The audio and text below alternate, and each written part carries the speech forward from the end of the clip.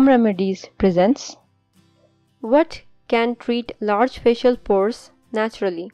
Large skin pores can lead to forming of spacious gland that releases oil to lubricate and protect skin. After a while, the oil turns into blockages and cause tiny pores on the skin to stretch.